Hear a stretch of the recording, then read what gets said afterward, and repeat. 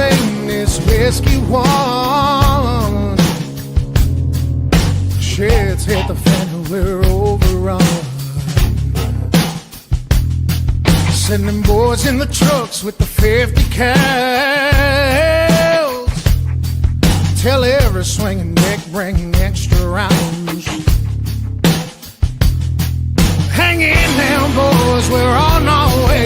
Don't send them out of heaven before we get a taste. Whoa, cry havoc, let's slit the doors and roll. What you gonna do? And happy Sunday evening to you folks out there in Heroes Media Group land, and of course the True Patriot Outfitters. How the heck is everybody? I hope you're staying cool, getting some of that air conditioning, because goodness gracious has it been hot. Woo, we were down at the River Festival down in Pueblo yesterday, and man, I thought I was melting. That was warm. You know, and for you boneheads out there talking about it's a dry heat. Yeah, so's an oven. Goodness, that was just hot. That was just flat out hot. But yeah, in Colorado here, for those folks that are out in the Midwest out here, one thing you get to know when you come out here to Colorado is the sun wants to hurt you if you stay in it too long. So that's why we wear a lot of long sleeves and a lot of stuff, this and that. Man, is the news been crazy? I'm not even going to get into it tonight. We'll save that for another podcast. But goodness gracious, get away from social media if you can. Step away. Do not get trapped in that news cycle. Get outdoors. All right, that's all I'm going to say. Get out fishing. Get out. Enjoy that wicked sun. Get out in the mornings and the evenings. Then the sun's not so bad and it's beautiful out there. But just avoid as much as you can the dribble and the garbage that's getting piped down out there. And it doesn't matter what the source is these days. It seems all silliness. And trust me, at the end of the day, it really doesn't matter. What does matter is family and friends. Get that mission and purpose going. Those are the keys, man. And a great mission, a great purpose is enjoying the outdoors and getting out hunting, getting out fishing. You will see Mother Nature go to work for you. I promise you that. That's not an opinion. That's a fact. What she can do. Hey man, let's pay the bills here. We got a comment already coming in. Brother Jason, tuning in. Frank and Josh are awesome people. Yes, they are, and they are our guests tonight. Outdoor Colorado Nonprofit is here. We got Frank and Josh in the green room right now. They are connected, all set up and ready to go. You guys, this is going to be a great show tonight. We're going to learn all about these guys.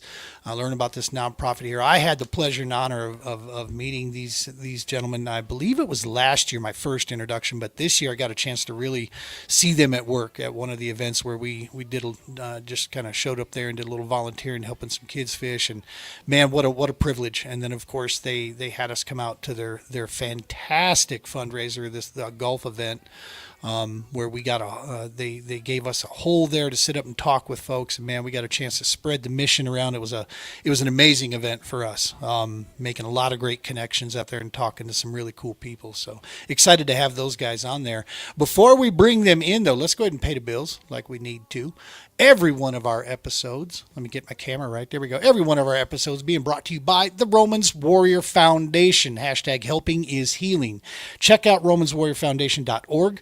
Go check out all the alternative methods we have out there and the different divisions we have for bringing increased quality of life, bringing pathway to healing for our brothers and sisters around the entire United States, from shore to shore.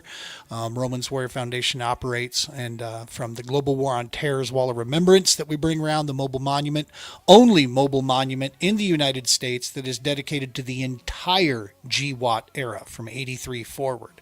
Many other beautiful monuments that are traveling around out there that are more specific to, say, 9/11 and different things like that. We are the only one that goes from the entire gamut of the Global War on Terror. You want to see this wall. It's got an education side. It's got an honor side. It's a life-changing event when you get a chance to be next to the wall, see the names, see the timeline, and check that stuff out. If you got something going on in your community and you want to take your event to another level, reach out to Romans Warrior Foundation. Check with them and see about bringing the wall in there. That would be an awesome way to really spruce up a celebration that you have going on in that neck of the woods, wherever you're at. Also, with the Romans Warrior Foundation, we have the Stop 22 tour. Okay, that's our that's our veteran singer-songwriters. A lot of these guys are former Billboard chart artists. These guys are some of the most talented vets you are going to find out there. They're writing songs by veterans for veterans. And I'm telling you, it's when you get a chance to hear Sal Gonzalez, who did our intro there, that he allowed us to use his song "Shadow of Death" for our intro there, and you get a chance to hear Sal sing live. That is something amazing. He's now opened at, or he's been at the Grand Ole Opry now twice. He's been in there. Of course, Stephen Cochran, Jonathan Wells, Chris Turner, all the guys. Scotty Frazier, we had him on here not too long ago. All the great artists that are down through there. Check those guys out if you want to get some of those artists into your neck of the woods. Romans Warrior Foundation can help you do that. Of course, the mothership, Heroes Media Group, Adam Bird, celebrating 10 years this year, folks. 10 years the Heroes Media Group's been going. We are honored and privileged to be on board now with these guys. It's been about a half a year now that we've been rolling with them, and we've loving every minute of it. We're brewing up some stuff, dude. We got some stuff brewing in the back works out there. I'm in Adam's ear every day, talking about, hey, man, I got this idea. Hey, man, I got this idea. So we'll see what's going on there. Brother Chad tuning in. How are you, Chad? We appreciate you, brother. Thank you for tuning in here for the show tonight. On top of Heroes Media Group, check out HMG Beverage. If you want some real damn good coffee, check out HMG Beverage. Kickstart is my personal favorite. That's the stuff that I brewed up. And I do suggest get a couple bags because it's got that flat rate shipping on there. So get a couple bags, make it worth your while. And then, of course, True Patriot Outfitters and that Double S podcast. Make sure you smash that subscribe button at YouTube. That's going to help us a ton. Doesn't cost you anything, doesn't do anything other than you will get notified every time we drop a new episode or a new video out there. You'll get a little notification from YouTube saying, hey, these guys that you're following have just dropped something cool. And that is a major, major way you can support the work that we're doing and, of course, keep the podcast on the air and keep us rolling. All right, that's it. We paid the bills. Now let's get to the good part here. What do we have? We got somebody else. Chad. All right, there's Chad. He says he's doing good. Awesome. Well, we're about to be doing even better. We have from Outdoor Colorado Nonprofit, a father-son duo, and I was told that the brains behind the whole thing is Josh Villa. Let's go ahead and bring him in. And Dad says he just is there to take people hunting. I love that. That's a pile of crap. He does a lot more. I guarantee that, knowing this guy. Let's bring him on in here. How we doing, fellas? Doing great. Nice. Awesome. Well, appreciate you guys taking some time out of your evening here to chat in with us. Let me kill this music in the background to make the microphone a little easier for Josh. There we go. So yeah, man. So thank you guys so very much for taking some time out here. I know you guys are busy, got all kinds of stuff going on between Frank. You've got, you are a retired firefighter from two different municipalities here in Colorado. That's Greeley and Windsor. Is that correct? Correct. Yep. I did 12 years with Windsor Fire and 30 years with Greeley Fire. Holy Moses. Yeah, man, that's a ton. So here's a little real quick. My kid about 3 months ago started looking real close. He's been in school. He's 23. He's in college. He's working his way through, and he's got a full-time job. Now he just made a good switch over. Now he's working for a landscaping company. He prefers to see his work. When he gets done, he's tired of the retail thing, and I think customers bothered him. So he does a little bit of office, and he does the other half time out in the field. But he started talking about the fire academy. Yep. And I'm like, oh my goodness, kid! Of all the ideas you've had, this is the best one yet. There you go. And so, yeah, we're hoping. I'm trying to sit back, and just, this has got to be his call and what he wants to do. But inside, I'm like, come on, kid, do it. Let's go, kid. This is what you need to do. Kind of same story with Josh. We kind of had to let him find his way too. He decided to go to Grand Canyon University for 3 years. And then while he was over there, he gave us a call and he's like, hey, Mom, hey, Dad, I don't think this is for me. And we were like, you know what? That's fine. What are you thinking? And that's when he told us that he had some interest in the EMS and the fire service. And, of course, they grew up with it. That's basically all they knew. So I was pretty elated when he started leaning that direction because my dad was a firefighter too. So it just kind of runs in the family. This is a great segue. Josh, you're a current firefighter right now. Where do you work here in Colorado? So I work over down in Frederick Firestone. A lot of people don't know where that is, but is that my echo? We're getting an echo. Is that off of me?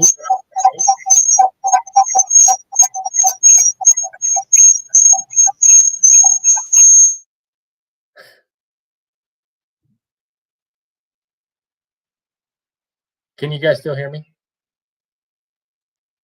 I can hear you. I muted mine so that way it's like it was mine. So, but now Gene's muted too. Yeah, that'll be the best way we can do that so that we don't reverb across this without headphones. That's the downside to the whole thing. So no worries. Now that we got it figured out, go for it, Josh. Yeah, it's a great segue. You're a current firefighter as well. Yeah, so I work for Frederick Firestone down in down near Dacono area. So a lot of people don't know where Frederick Firestone is, and we use Dacono as our kind of our marking of an area, you know, just north of there, and then obviously near Mountain View area, Erie, and that kind of location. But no, it's like what my dad was saying. It was always a thought in the back of my head. And, you know, I ended up going through knee surgery at 18 years old. And, you know, to be honest, I really enjoyed my physical therapist and how he got to know me and know what my life was and know what I entailed and, you know, all the hunting trips. And so he was really, really big into helping me get back to where I wanted to be. And I was like, man, that's, you know, what he's doing is really, really cool. So, you know, of course I had an interest in it. So I went and tried it, and, you know, it was great, and it was a really good experience, and I really enjoyed everything that I learned. And I think just what I learned from there, I could have continued and still use later on in life. But I also didn't want to work in an office. I didn't want to work in a place where it was just, you know, go to work, do the things, and then go home at 5 o'clock. And it just wasn't for me. And so, you know, as I more and more talked to mom, more and more talked to dad, they were like, just try it. Just take a couple classes, see what you think, see if you like it. You know, they never pushed me into it. And I fell in love with it. And I just, every day when I go to work, it's kind of that thing that I always ask people is, you know, when you're at your normal job, you always look at the clock on when you're ready to go home. And, for me, the only time I look at the clock is usually in the morning before I get there for work, and then right at about 6:30 in the morning, just waiting for the guys to come in and take over and relieve me. And the whole time in between, I'm like, I don't even know what time it is, and half the time I don't even know what day it is when I get home. So it's a great job, and I absolutely love it to death. You know, and it's that kind of job that you know, it's not a job. It becomes, you know, it's becomes because of the family that comes with it, because of the community that comes with it, the service. It becomes part of who you are, right? And that's, to me, that's the thing that I absolutely 100% wholeheartedly wish for, you know, for my son, is that he finds that. Because, man, you know, I mean, Frank, you can attest to this. You always think about your family, how they're going to be after, you know, it's our turn to take that ride and go somewhere that we got to go, and you want to know they're going to be okay. And to me, it's like, man, if he's in that family, he's going to be just fine, you know, because there's a lot of brothers and sisters there, and folks to, you know, to take care of them. So yeah, you know, it's what an awesome deal, you guys. It's so cool to see that service piece, and it makes complete sense that you have also a nonprofit that's serving families and serving kids, a big emphasis on the kids. Josh, one other thing, you know, that my guess is on the knee surgery. Let's see. So now I have a lot of college degrees, right? Not one of them did I ever take a class on journalism, but I am getting a little bit better after 5 years of doing this podcast thing. If I'm correct in my research and my sources tell me right, you are a former state champion in wrestling. Is that correct? And that is correct. Yeah. Yes. Yes. And the weight class that you wrestled at, I think my gear bag weighs that, right?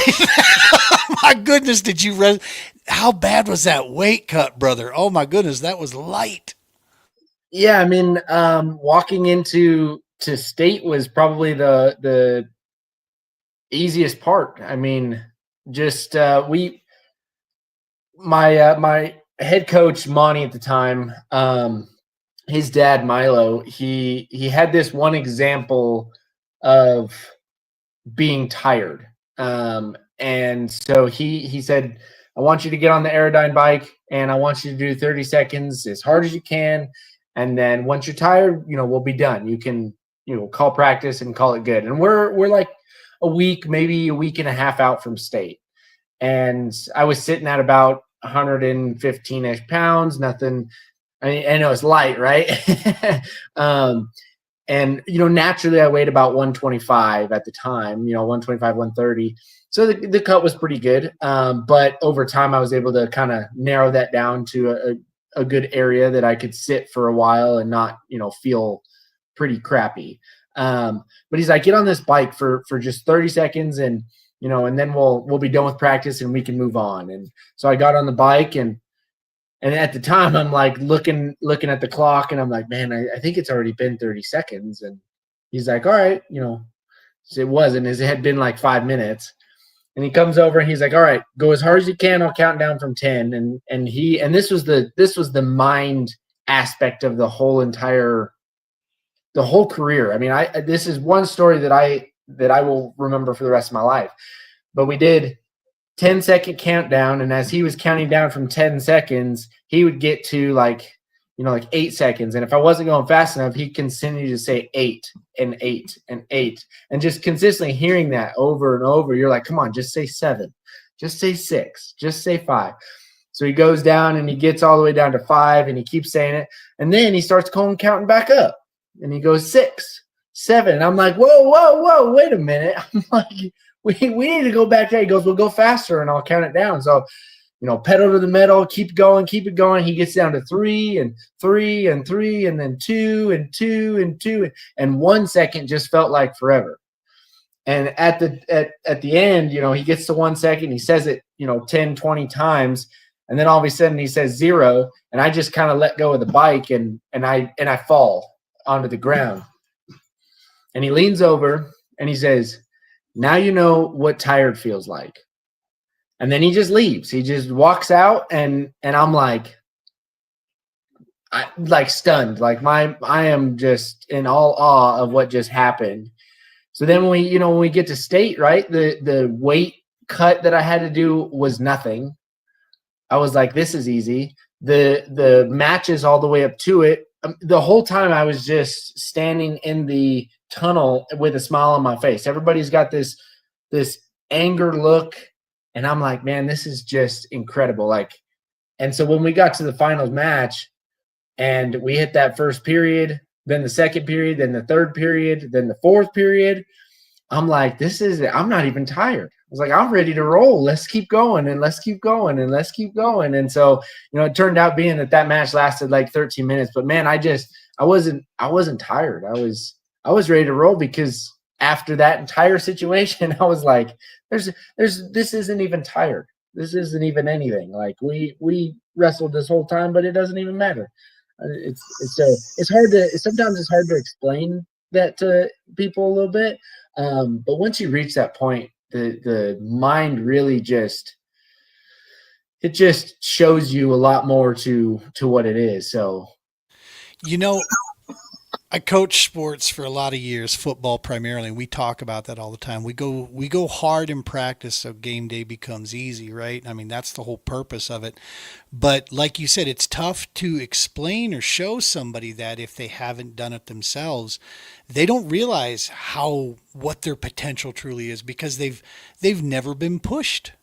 In all honesty, most of the time in life, especially with the modern day, focus, a lot of times is they don't want the challenges to come, and it's like, no, you don't understand. It's that challenge where that growth happens, man. And it's hard. It's not easy to sit back and watch your kids go through that, but that's where good coaches come in. Good mentors can, hey man, I love you enough to push you so that you can see what your potential truly is, and it's something amazing. It's going to blow you away. So it sounds like you had a great coach, dude.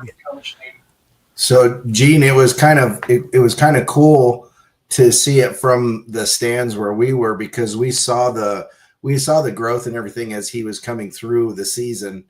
And then when he got to that point, of course in high school, those are 6-minute matches. A full 3 periods is going to be 6 minutes. And at 6 minutes, all the other matches were complete, and they don't start other matches until all the matches at that weight are done. So they got into that 6 minutes, everybody's done. So everybody has the chance to watch one match, because Josh's was still going. And when you see the kid on the other side, and basically the first period, of course, Josh was behind. And then when you hear the commentation, in fact, it's on, I think I have it on, Josh has it on his web or his Facebook page, on my Facebook page, but from way back. But as you're watching it, they're talking a lot about the wrestler he's wrestling, because that's the number 1 guy. Josh is number 2 in the state at this time.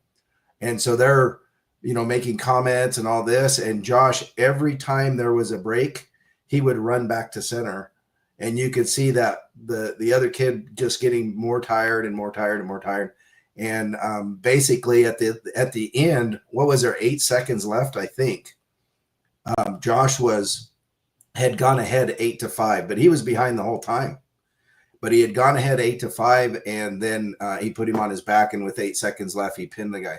And so it was an amazing match, just because of the length of time that it was, because there was some blood timeouts and some couple of injury timeouts, things like that too. So, but it was pretty awesome to see it. The photo that I saw of it, yeah, you could tell Josh was pumped, man. That was you were yoked in that picture. So was celebrating the excitement. That was super cool to see. Yeah, that's an awesome deal. Well, listen, let's go ahead and start talking about, Josh. This was your brainchild, right? You come up with the idea of Outdoor Colorado. Talk to folks. Tell people what, number one, how did this come about? What is it that Outdoor Colorado does, and then talk to us about how you came to come up with this idea. Yeah. So first off, I just want to say huge thank you to the guy that's sitting right here named Frank. No way in heck, Frank and my mom Echo, no way in heck I would have been able to do it all by myself. With just the route and stuff that my mom knew how to do, and the people to reach out to, and it was an idea, and I got shot down 9 times out of 10 about it. I went to all my family members, and I was like, you guys, what do you think about this idea? And I got a lot of no's on it's not going to work. It's not going to do this. It's not going to do this. And I went to my mom, and she's like, let's do it. Let's figure out a way to make it happen. And my dad's like, yeah, we can make this work. And so what had happened was that in 2020, my grandfather passed away. Man, every time I talk about it, every time. And so we had a lot of fishing trips together, and unfortunately, and a lot of hunting trips. Unfortunately, when he got up in age, he wasn't able to get around as much, wasn't able to do a lot of hunting trips anymore. And I wanted something to remember him by. I wanted something where, when I look at a kid and a father out on the water or sitting out in a blind together, I wanted to see, I can't even say it. I wanted to see my grandpa and I wanted to see my dad and my grandpa. I wanted to see that, because that relationship, with each other is super down into my heart. And all the pictures, the memories, I mean, from every picture that I've ever taken with my dad, I could tell you the entire story on what had happened that entire hunt. And I've got hundreds of them. Now I do, right? And I remember a lot of hunting trips with my dad. I remember a lot of fishing trips, and all of those things were just things that I'm like, man, we should be taking that and doing what Grandpa loved and what he loved with teaching. You know, he was a baseball coach back in the day. He would take my father fishing and, you know, invite the kids that were next door with them, and just have people out there, right? Just being able to create those memories. And so when I went to my dad, I said, I'd like to do what we do with bass fishing, where we host all these tournaments and stuff and do these things, but I want to do it with hunting. I want it to be hunting trips where we've got kids out there, we've got their parents hanging out there with them, or grandparents, right? We've got quite a few grandparents that come along now too, and just watch the kids and the grandparents share those memories together, and they get knowledge on the backside, right? And this all stemmed from, you know, unfortunately with my grandfather passing away.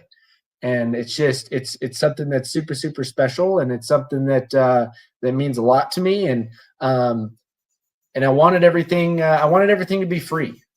I didn't want to charge. I didn't want to have to go to somebody and say, hey, you know, this is a great opportunity, but I need you to pay $400. Right? There's a lot of families out there that struggle right now, and there's a lot of people that struggle, and there's a lot of people that don't get those opportunities because money's in the way. And when I was a kid, no matter how much money we had or didn't have, we were always out there on the lake. We were always out there doing something outdoors. And I was like, we should be doing this the same way, you know, with the entire community. You know, if we could get 500 people, whatever, you know. So it all stems from my grandfather that took a lot from me and gave a lot to me back. So, Brother, I can tell you there is no better way that you are honoring your grandfather's name by carrying this forward, man. His teachings to you, his teachings to your dad.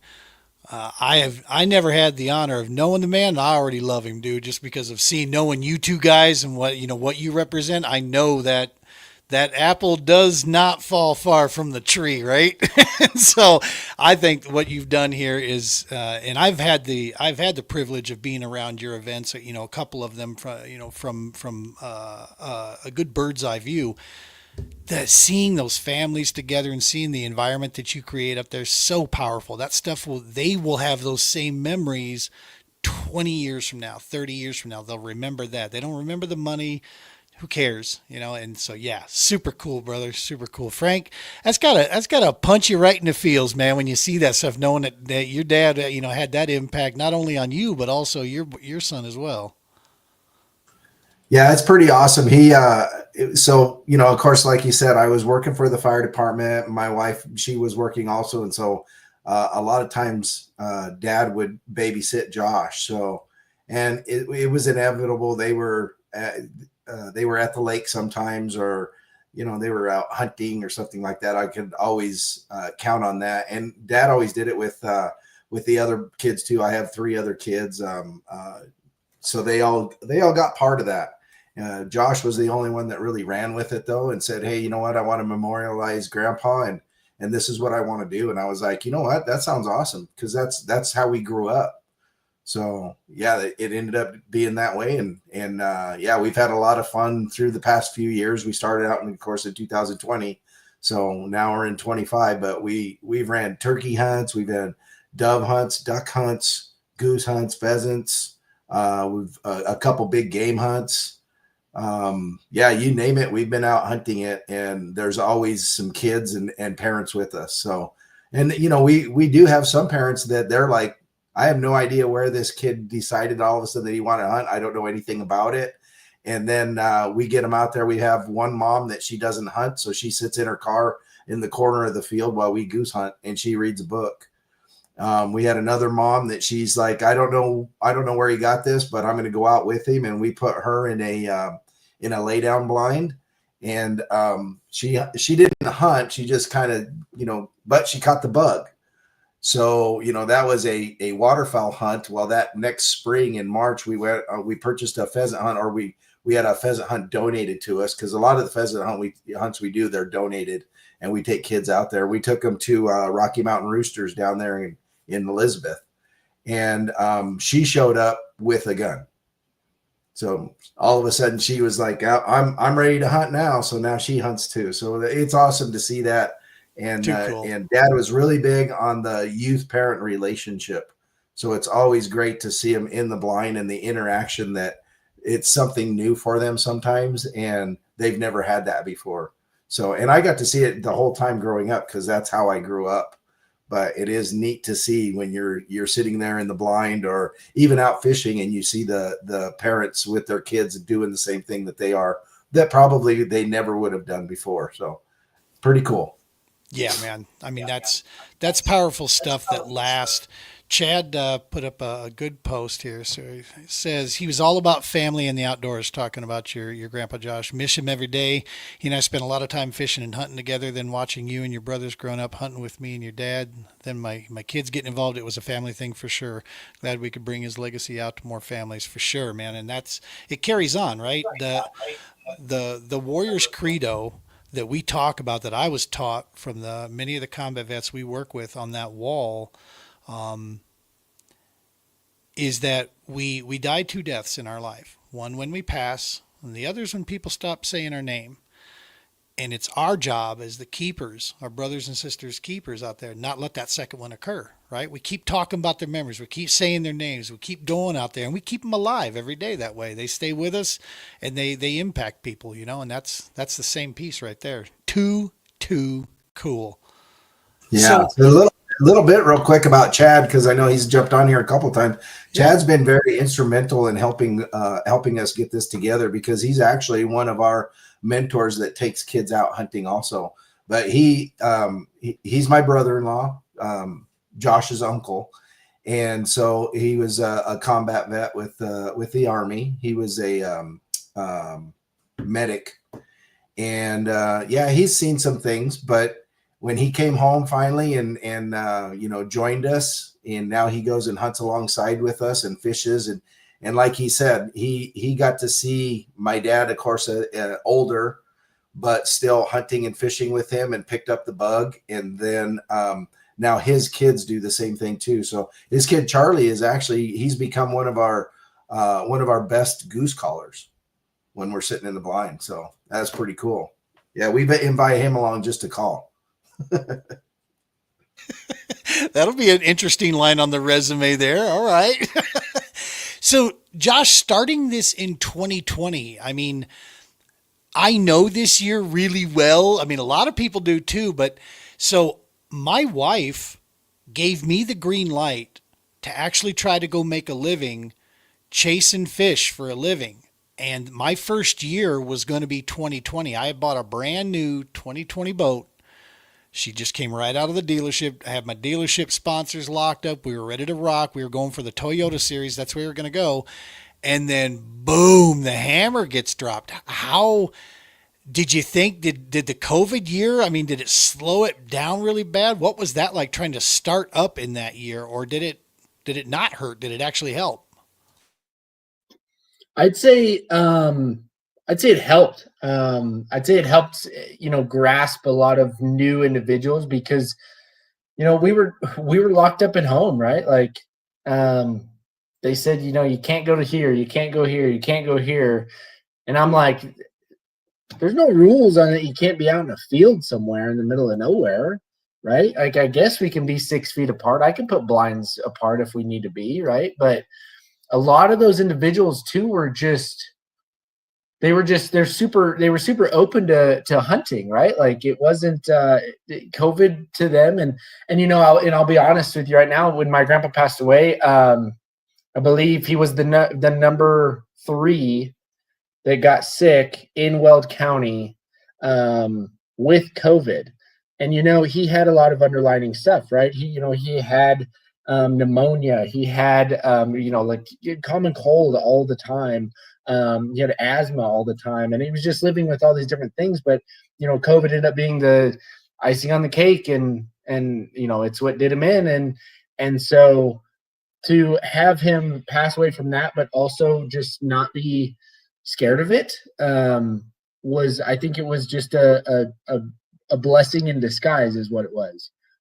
Because yes, people were scared, but when you give that parent and that kid something else to think about and something else to do, it makes it very easy to say, hey, you know what? Like, we are okay in the outdoors. We are okay out here on the mountainside or out in a field somewhere. We're not going to get, super, super sick out here unless you get a cold from the cold. But other than that, right? Like I'd say it was hard, but like I said, dude, nothing was harder than that darn airdyne bike. On my side, Gene, one of the things I noticed, especially working for the fire service, there's a lot of people in masks, and the outdoor community, hunting, fishing, that community, that was not an issue. In fact, when we would sit in a blind, we'd ask, and the people that we hunted with were like, "No, I'm good without a mask. That's fine." That's just the outdoor community, the outdoor mentality. That type of person is that they had there was no fear. It's just like, it is what it is. There's a sickness going around. We don't know a lot about it, but we do know if we're outdoors in the sunlight, in the fresh air, there's probably not going to be an issue. So, that the other issue was the training was a little bit different for some of the kids that we got that, were able to hunt with us. They got their hunter safety card, but they didn't have, to me, I didn't think they had as much shooting experience.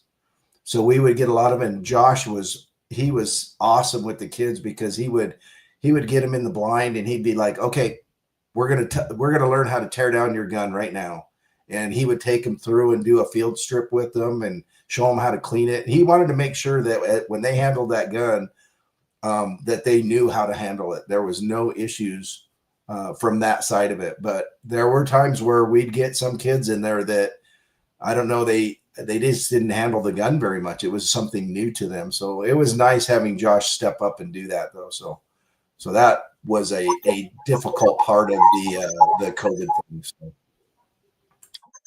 I think one of the biggest parts to it was that the hunter safety courses. So, when you become a new hunter, right, you got to go through either the week-long course, or during COVID, they actually brought out their whole online course. So you're getting kids that, have to do this entire learning over a PowerPoint at home. And then basically they would put you in a room down in Greeley and say, okay, here you go. Here, now go ahead and shoot. And so it was a different aspect to it because you're taking away that entire classroom part of it. But I think it was a win on the other side of it because we had a lot of kids that were new, right? And they didn't know how to handle a firearm. The only firearm they got to handle was a little 22, and now we're holding 12 gauge shotguns. It's a lot different, especially in that atmosphere. And now we're putting out decoys. We've got calls going. We've got dogs that are running. And so it was a huge learning curve, but at the same time, something that I peaked in on, or I should say, that I kind of caught on to really fast was that the kids were super fast at learning. They were super easy to teach. The harder ones were the parents. Because they already had those bad habits established, but the kids didn't have those. And so when we showed the kid what to do, he knew it. And once after he learned it, he had a hold of it to the point where, I had a couple of kids that were busting their parents for their parents making mistakes, right? So like my dad said, there's some kids out there that, we had a little rough time going, but at the same time, they picked up on it a lot quicker than I'd imagine, and just understood it a lot faster, which was great. What's the average age range of the kids that come out with you there? Is it a wide spectrum, or is it kind of more, do you guys have a more narrowed line there? Either one of you?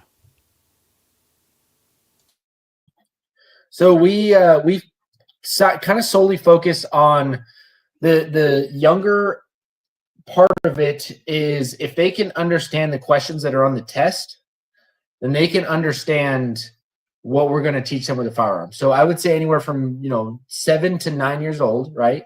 That age range right there, they usually have a good idea of what they're reading and what they're kind of understanding, and then that goes all the way up to 17 years old. So I've only had one kid that reached out to me, and he was above 18. He lived 3 hours down south, and he reached out to me on Facebook and said, "Hey, I've been trying to get out hunting, and I don't know who to go to. I have, at the time, I think he had stage 3 leukemia, and he's like, I can't do this, and I just don't know where to go." And I was like, "Just come up and we will go hunting." Right at the time, he was 18 years old, and I was like, I'll nix that rule right now. For you in this circumstance, let's make it happen, because I know that you're itching to go out and you're itching to experience this kind of thing, and we need to just make an exception, right? And of course, he didn't have a bunch of money, and I wasn't asking for nothing. But he had a blast. He had a really, really great time with us, and he had a really, really good time. So I would say that age range, what you asked, is anywhere from 7 to all the way up to 17 years old. Nice. Frank, you're an outdoorsman, just flat out. And you cover the gamut there. But if you had to choose between fishing and hunting, would it be fish or would it be hunting? See, the tough questions. The journalist is coming out. Yeah, that's a really, really tough one, because I grew up doing both. And I really, really took to fishing when I joined Centennial Bass Club, and I really enjoy the tournament fishing part. And so Josh and I, we've fished quite a few tournaments through the years. We fished the ABA series, and so we've done a lot of fishing. Now on the hunting side of it, I love hunting, but there's certain aspects that I really don't care for. And I used to really love it when I was younger. And that's putting decoys out. So I think I would have to go down maybe slightly down a little bit farther and say which type of hunting compared to which type of fishing. Then that might make a difference. Now turkey hunting, and you're going to have me put like 3 or 4 decoys out. Okay. And the weather's usually fairly nice during the spring. These guys took me snow goose hunting for the first time. I've never done it. A couple of years ago, we went snow goose hunting in Nebraska, and it took us 3 hours to put decoys out, 1,500 decoys. Oh, 5 hours? I don't see. I lost track of time. But I would say, in all honesty, I'd probably go fishing first. But some of it kind of depends on, of course, during the winter time, you're not going to do much fishing, maybe some ice fishing, but then I'd rather be in a blind and hunting geese, or in a blind hunting some duck somewhere. So I don't know. I just love doing them all. I love being up in the mountains, trying to find an elk, trying to find a deer. I've done a little bit of rifle hunting, but I love bow hunting. I just like being a little bit closer to the animal. And, but you know what, if I'm out there and I'm hunting an elk with a rifle, the problem's going to be if there's a river nearby, because now I'm going to have to go and check it out and see if there's maybe a few brook trout around or something. So, yeah. But you get Josh near water, you can put him on a puddle, and I swear he'll catch a fish. So, Well, in some of the places here in the Rocky Mountains too, man, you go up rifle hunting up there, you might need to take salt and pepper and a fork and knife with you, because you might not get them completely out. You're going to have to eat part of them before you can get out of these areas. People don't understand that these are very big animals, and the Rocky Mountains is very wild. There are some crevices there that, yeah, when you start quartering, if you don't have horses, man, you better have a good set of hiking shoes on you, because it's going to be some work when it gets into that. It's the one aspect I wish desperately, because my son still wants to get into that. And unfortunately, where I lived and what I did for a living and the timing, I was a coach for almost 20 years. So every one of my August through into November was always taken up, right? And Yeah, and I just never had the chance to share that hunting, aspect with him. But he wants to get into it, so I've been snooping around myself to see, hey, this would be a good father son. Both of us go out and learn some stuff, and just get deeper into it, man, because this could be a lot of fun. And I love seeing a kid of his age, trying to engage that and wanting to come out after that. So we've been having some blast at the range lately. We got a pair of identical personal protection pistols there. And yeah, we've been going to the range and sitting around the table cleaning together and this and that. And so it's been really cool spending some of that time. These outdoor hunts, I mean, from, like you said, from big game to the fishing tournaments. I had a chance to be with you guys with the fish sticks there, and hang out with that, which was super cool watching these kids. And I got to tell you, the tournament side, man, I've tournament fishing was kind of my part of my identity for quite a while. I'm now past that. I'm actually now engaged more just for the passion of going out, and I'm enjoying my time so much more not on a clock. I got to be honest with you, and but tournament fishing is a great way to engage kids, man, because they love that competition, and when you get those guys in there. When was the first fishing competition? Was that in 2020 or was that the next year? When was the first run with that? So this is Josh's fault again. So when he was 8 years old, he came to us and he's like, hey, I want to do some fishing tournaments. Well, at that time, I belonged to, I still do. I belong to Centennial Bass Club. So Centennial Bass Club had always talked about doing a youth club, but no one ever wanted to jump in and do it. So at 8 years old, when Josh came to me, I was like, yeah, let's do this. So I started to, CBC is part of BASS. So I looked into it. What do we need? We need 6 kids to start this junior bass club. So Josh hooked up with his friend, Bailey and Raina. And then I got my son Jacob, my son Seth, and my daughter Michaela.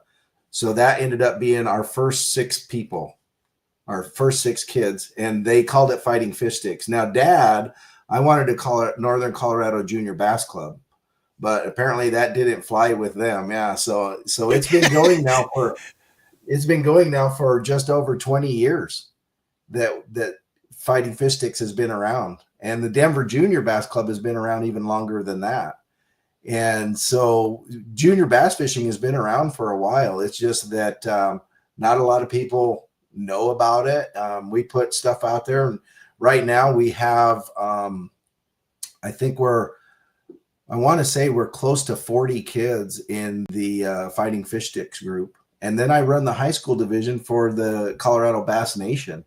So I run the youth program for the Colorado Bass Nation. So we have high school tournaments. In fact, they had a tournament yesterday at Donovan's Pond in Henderson, Colorado. And so that's where the kids were yesterday. And we did of course, the Fighting Fish Sticks had their tournament that you were at, and we did that at Colorado Youth Outdoors. And then we just had another Colorado Youth Outdoors just a couple weeks ago. We had one we combined the the Fighting Fish Sticks Club with the Denver Juniors. And we ended up having a total of 41 kids there that were fishing. And when we do the walk around tournaments like that, since we're not in boats, we allow the parents to fish too. Because like I said, I've always been that type of person that my dad always had parents with us and they always fished alongside the kids. So if we're not doing a full tournament out of a boat, we allow the parents to fish with the kids. Now, granted, they don't get to be part of the tournament. The kids have to. We do everything by measuring, and it goes on a card, and the fish goes back, and then the kids bring the cards back to me, and we put the stuff together. But that was Josh's fault too, that whole youth fishing thing. So, and I couldn't get away from it. So, Josh, what spurred that? I mean, not for nothing. I've fished around this country a decent amount. I got a little map over here with all my little flags of where I've fished, where I still want to fish, and I've been from as far as competitively speaking, I've been all the way into Tennessee, South Carolina. I've fished there and through the upper northern regions all the way out here. This is not a bass mecca, right? I mean, in most of our lakes out here, bass are not treated very kindly at all. And so as a kid, was it the stuff online? Was it magazines? What was it that got you like bass? Yeah, dude, I want to go after these guys. How did that spur for you? So there's a picture of me holding a fish. It's actually out over at I believe it's over at Water Valley. And I want to say I was like 5 or 6 years old, and I'm holding I was 4. Oh, never mind. I was 4. I was holding like a 3 or 4 pound largemouth.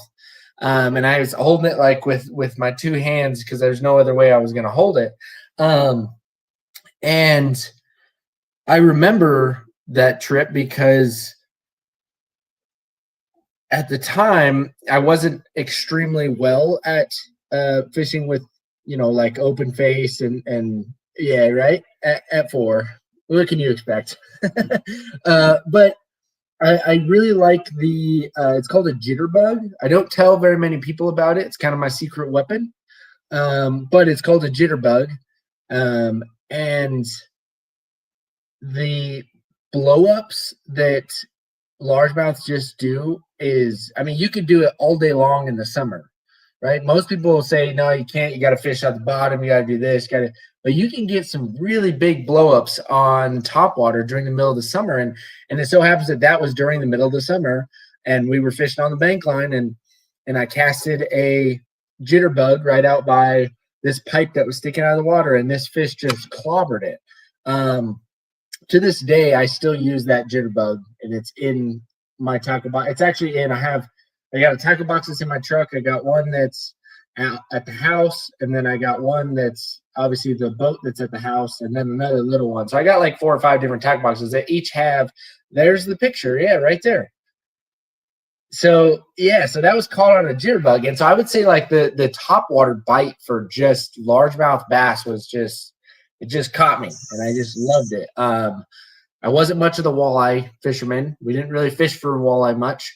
To this day, I'm still not a very good walleye fisherman. I can catch a few here and there, but nothing crazy. But yeah, the blow-ups, the chase that they have for the lure, the fact that you can kind of switch it up on a daily basis, whether it's cloudy outside or sunny, and the complexity of being able to maneuver your baits in different ways to get them to bite. It just has a knack for thought process on what you're using. So, and I really like that. I really like that part of bass fishing. I've said this a while that there's this big talk and buzz about forward-facing sonar. Now, I have it. I had it. I sold it. I bought it again. Okay, so I went a season without it, but I bought it again because a couple guys had talked to me about, the fact that I take people out with the TPO, and the bottom line is I use it to get people on fish faster. And I gotta tell you, it's kind of funny as I'm stepping away from tournaments. I feel like I'm really starting to understand it better because I've been able to get on a couple wolf packs and follow them around with this thing and go, oh yeah, okay, 25 foot in front of my boat, cast there, and bang, I got people, hooking up fish. But I'll say this, I don't care if it's in tournament fishing, right? That's been the big buzz on social media. Everybody's got their thought, a cheater box and whatever. But what I will tell you is this. Lifting and reeling is not what got people hooked on bass fishing, right? An 8-pound test line of going hink and reel I'm just sorry, it's not exciting to watch. What is exciting is a topwater explosion where you got to sit there and have the patience of Job to wait for the 1,000, 1,000, and then you put the wood to them, and set that hook. That's what gets us, man. That's bass fishing. To me, the only thing that can come close to a topwater to me is feeling that thump on a jig, because I love jig fishing. Feeling that little tick, tick, tick, and you can usually tell if they grab and start walking away. I'm like, oh, this is money. There's something good here. Because he didn't grab it and shake his head like a puppy dog, like a little guy does. He grabbed it and said, mine, and was walking away. Feeling that, that's bass fishing to me. That's the love I mean, I get it why they got the competition thing, but yeah, so that makes sense, man. I can fully see that, and that is a deal that there's a lot of ponds around Colorado, not big lakes, not the big name places that people go, but a lot of ponds that if you spend the time and you know the right dudes or gals that know these ponds, they'll put you on. And we do have some pretty thick green ones hiding around in some of these little little places out here that, you know, I wish I knew more about them myself, because we'd probably start introducing shore fishing instead of just kayak fishing. It's like, no, today we're going to shore fish this one because we got a few ponds we can go hit that are going to be pretty awesome, to get on. That's that just comes Yeah, from more time. a lot of the tournaments that we run, we fish a lot of the local ponds around here. So we'll go to, of course, CYO. That's a big one that everybody always wants to get on. But we'll do tournaments at Arapahoe Bend Ponds. We go to River's Edge over in Loveland, Pella Crossing, and they're just all walk around tournaments. But you're right, they're all basically sand pits, and we just tell the kids, here's your card, here's a tape measure, and just go. And then come back at 11 o'clock. We're going to have lunch. We're going to, score it and see where we are. Now, granted, we do first, second, and third place, but everybody gets to go through the gray bucket and pick out some really cool stuff that's been donated to us. Usually, we have a lot of soft plastic baits. If I get some hard plastic baits, I make sure to put them into boxes so that way kids don't get hooked by them. And that's everything is done by donations. Even our Outdoor Colorado stuff, that's all donations. Centennial Bass Club, some of their guys donate to the Fighting Fish Sticks. And then we do a state tournament at the end of the year where we invite Denver Juniors together with the Fighting Fish Sticks, and we have a state tournament. We send 3 teams to nationals. So they're there. They just finished nationals right now. For juniors, and this next week they're going to be high school will be down there. So we sent a team from Wild West Bassmasters, which Chad just popped on here. He's the advisor for Wild West Bassmasters. That's a high school fishing team, and they have some people on their team that are not associated with a high school, so they're homeschooled. Whereas I do the Windsor high school team. And then we have some other high schools that have their own teams too. And then Front Range is kind of a community one down by Denver that has some other high school kids in it. So yeah, we run high school tournaments, we run junior bass club tournaments, and then send the kids to nationals and represent Colorado there. So that's pretty cool. Did you see that at the collegiate level, there is some work, and it looks like Bass might be the one leading the way on this, of getting some collegiate kayak stuff starting to set up. I got excited when I saw that. I'm like, yes, man, because talk about, an affordable way for some college kids to be able to get into the competition, and start to be that gateway. The kayak game, mind you, there's goofballs like me that take it to the extreme and put ridiculous, equipment on their kayak, which I'll be honest with you, I feel kind of stupid for doing it. I'm going to probably be selling off a bunch because I've had a chance to be out here recently with a reduced down amount of stuff. And man, I sure do like the simplicity of just getting back to flipping and pitching and, doing what I'm doing out there. But nevertheless, the point is that it's a cool thing. It'd be nice to see that as it goes up, because if that could flow into the high school side, man, that could really open up some opportunities for some families as well. Yeah, we actually have some a lot of the kids that are in that went through our program as juniors. They got into the high school and they went into college and they fished for. We had some Pueblo West kids. We had some Colorado. The Colorado State. CSU, and then some that went to Oklahoma, just all over the nation. Some of our kids, they did college, and now some of them have come back, like Josh, for instance, have become our boaters for our high school division. So that's pretty cool. But you're right, it's going to be kind of cool if they can push that kayak stuff into the high school, because I know some of the parents will be a little bit happier because, a kayak might be a little bit less than $100,000. For a boat. So Yeah, I wanted to kind of go back a little bit. You were talking about, well, two things, right? You were talking about the kayak things. Um, you know, do you see anybody float tubing much anymore? Right. So that was also one of those things that piqued my interest too, was just a simple float tube, right? You can get in tight to those places like you can with a kayak, right? I've actually never done kayak, and I've wanted to reach out to you so bad, Gene, to just hammer it out and go do it, right? But the other thing I wanted to go back to was you were talking about ponds, right? And there's one pond. There's actually multiples, but there's one that's right in Fort Collins that gets fished like crazy. There's like 4 or 5 pound largemouth that are in this not even an acre pond. It's like a quarter acre. It's super small, right? And you could just go to town if you know what you're fishing, right? And then there's ones that are. This was kind of funny. I used to work for my uncle a while back up on the Grand Mesa, or near the Grand Mesa up there on the western slope. And there's a couple ponds that are up there that are actually full of big largemouth. And he had no idea until I stopped Western there. slope. Yeah, the western slope, right? He had no idea. I stopped in there, I caught a couple, and he's like, "Okay, I need you to send me up a tackle box because I need to come back to these ponds." And nobody fished them. He's like, nobody stops there because they don't catch anything because it's full of moss. And I'm like, I bet you there's bass in there. And sure enough, right? So they're in places that people don't normally think. You know, our home water is Stanley Lake. And I know, so a lot of the real serious anglers, when I say home water, we've got a contract worked out with the city of Westminster so that we provide, that's the main body of water that we take most of our folks to, right? It was, we go there just because there's no boats, and electric motors are allowed, and all of ours are motorized, our kayak, our new canoe unlimited. So yeah, we can get out there and we can go running around.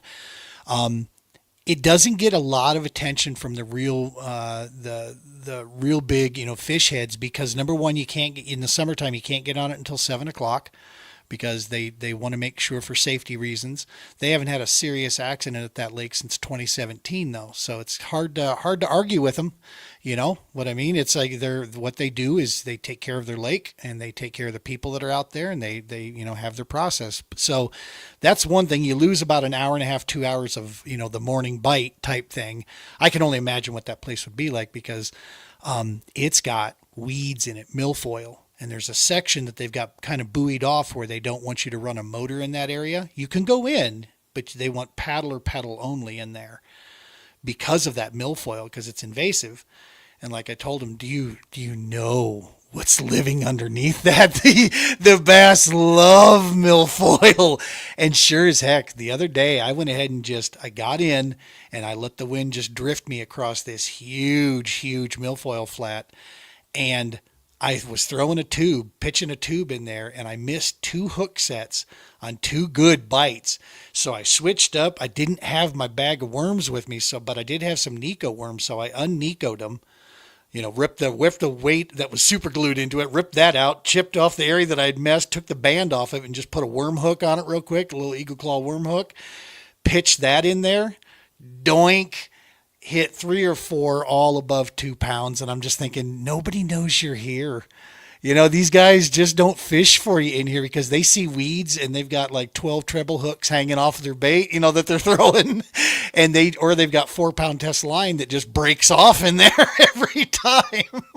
So yeah, I feel you when you see that stuff and you know what you're hunting. It's like, no, this is their home, man. This is the good stuff.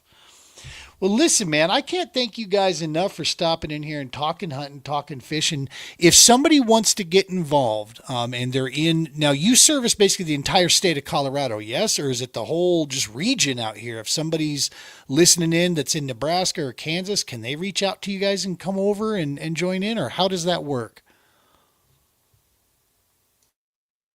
Yeah, absolutely. Yeah, we pretty much do service, I would say, all of Colorado.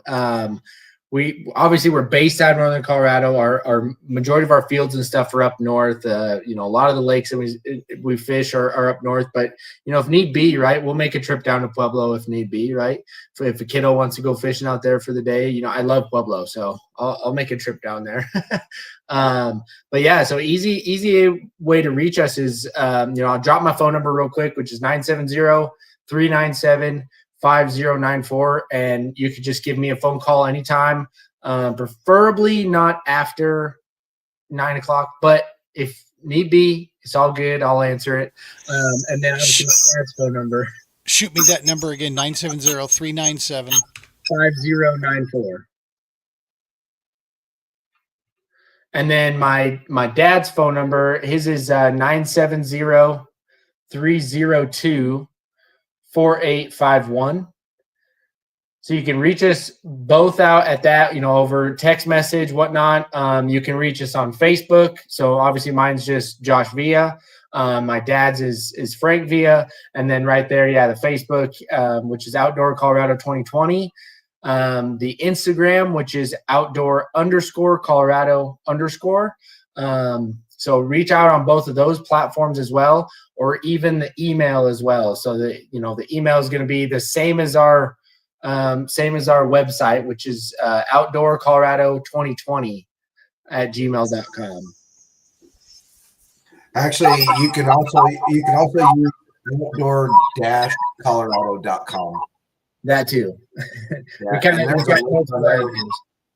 there's a link on there with our email and our contact information is there. And then you can also go to outdoor-colorado.com and read a little bit more about us and check out some of the things that we do. We got a lot of pictures on there, some testimonies and our testimonials.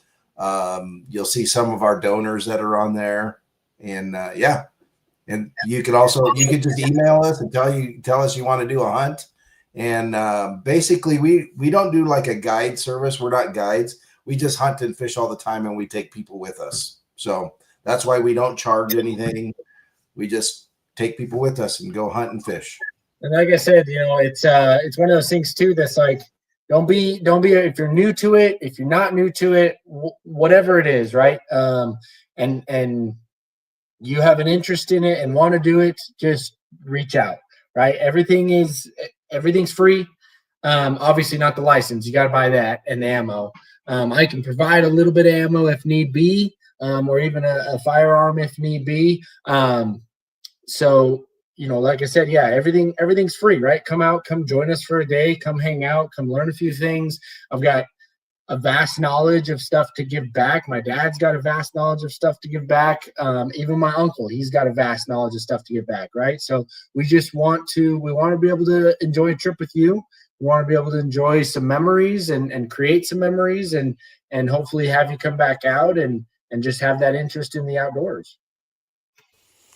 And at the end of the day, that's the key, right? It's getting outdoors. So folks, make sure, follow him along. You heard he for those of you that are just listening to the podcast, you heard he called that stuff out. I'll run down through it real quick one more time here. At Facebook, go to @Outdoor Colorado 2020. Okay, you can connect with them there. You can message them.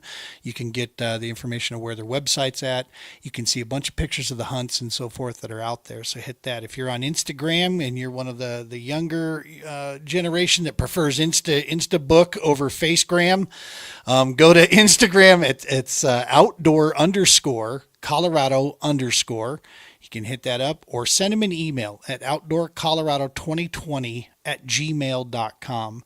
Reach out to these guys. And this also goes for those of you that would like to support this. Please reach out. This is an amazing organization.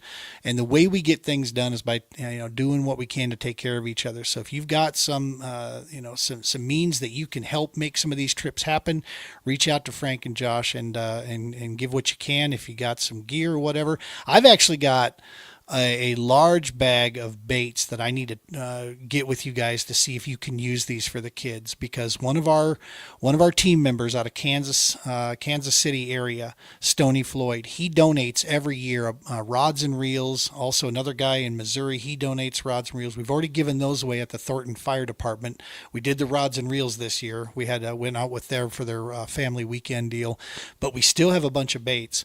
And yeah, they donate that stuff every year to give out at our events there. So yeah, we'll have to see. And who knows, man? Maybe there's something we can chat about finding some ways that we can help out. Maybe we can do, I don't have a ton of kayaks, but we do have enough that we could take out, a small family or whatever, and to do some kayak stuff where we could take them out on the kayaks and give them a chance to see what, that's that whole gateway, right? Give them a chance to experience that. Anything we can do, to partner with you guys and help out in some way. We love what you're doing out there, man. So thank you both so very, very much for hanging out here. Thank you, Gene. We definitely had a pleasure, and I think it's just a huge thank you to you for having us on, and I feel super excited about what's to come next, and kind of this different avenue that we're going to be able to kind of just explore and grasp and do some fishing, right? So we do definitely got to schedule a trip though. I'm ready. You just, I don't know how I do it, but you just let me know. I'm in. Sweet. Frank, I got a kayak with your name on it, brother. Let's do it. The three of us, let's go. There you go. I'm in. Yeah, I want to say, just reiterate what he said. Thank you very much for doing this with us. It's awesome that we got to be on here and just kind of show off a little bit, show what we do, and we just have a ton of fun. Last year, Josh came up with the idea of doing first time hunters. So we have some adults that they had never hunted before. So we did do some first time hunters, took them out dove hunting, did some goose hunts with them, things like that. And so that was a lot of fun just to see, because usually we get the kids, and so we never really had any adults so it was kind of cool to see the adult smiles, because we always see the kid smiles, but I love the kid smile, but it was cool to see the adults too. So that's pretty cool. So yeah, if there's any adults out there that they've never hunted before and they have some interest and want to know more about it, they can look us up too. And the really cool thing is, we'll take them out on a hunt, and then we can introduce them to some of our friends that run goose hunts. They run guided goose hunts. So we're associated with a couple people that they have their own guide services, and so we can direct them into the right directions to maybe do a hunt with us, and then they can take it to that next level and do some hunts with some of our friends that run guide services. And that trust is always so big, man, having trusted sources like that for that kind of stuff. So that's super cool. Well, gentlemen, please hang with me here after I roll out of this, and I'll chat with you after we're done here.